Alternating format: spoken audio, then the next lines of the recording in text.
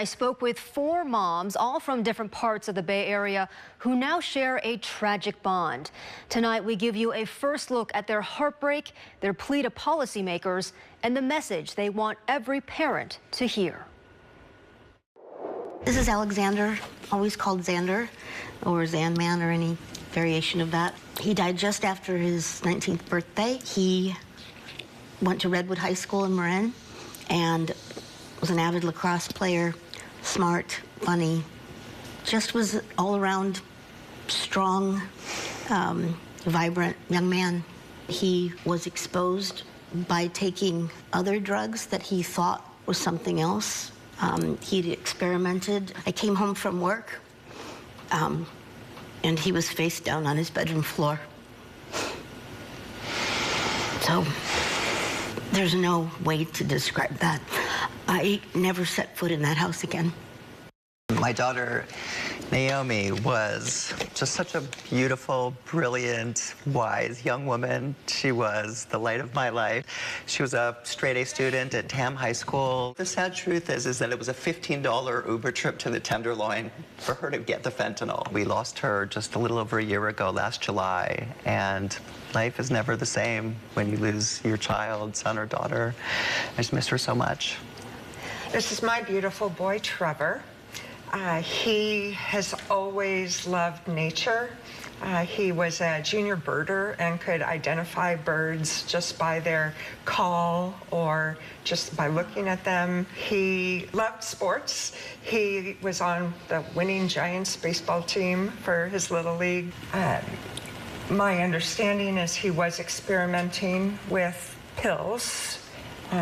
He had a friend stay over in his dorm room, and she woke up to a dead body.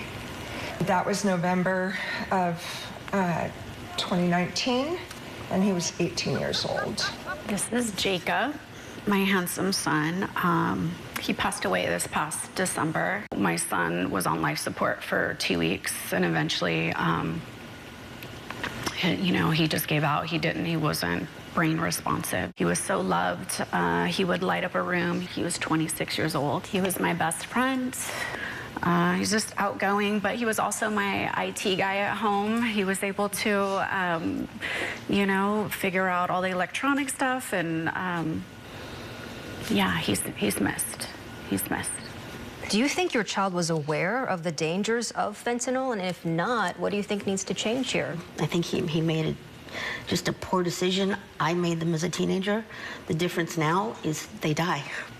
When we were young and, we were experimenting or whatever that is, there wasn't this type of consequence. Our kids are thinking they're taking something else and it's laced or it's all fentanyl. I had the unfortunate privilege of having my daughter's phone while she was in rehab. After she passed, I went through her phone log, and to see the quantity of Snapchat messages and text messages and how many kids are just playing with fire. They're all doing so many different kinds of pills. Even the ones you think are the really great kids, they're doing, Percocets, they're trying fentanyl, they're experimenting. It's a ticking time bomb. What I think we really need across the Bay Area is to really put this in front of parents' faces, teenagers' faces, even, younger kids. Like, this is what fentanyl does, and these are the faces, and this is the number of beautiful young men and women who are lost forever. Yeah, and that actually goes right into my next question. Are high schools and colleges doing enough to warn kids about the dangers of not only doing drugs, but of fentanyl specifically? It's so important to get the word out to high schoolers, middle schoolers, and college students and young adults, because they are really the ones that are going into this blind, not necessarily knowing, because there isn't a national campaign, and it's definitely better than when Trevor passed away 4 years ago. We still have a lot of educating to do. We still have a lot of work to get the word out, to get Narcan out. You need the buy-in from the families, and that's a big struggle. I've found there's still a lot of shame. There's a lot of, let's just keep it quiet. That's not helping anybody. We're losing more and more kids because of that quiet. Who, in your opinion, needs to be held accountable for these deaths? people are laughing at San Francisco. It is not the same city that it once was.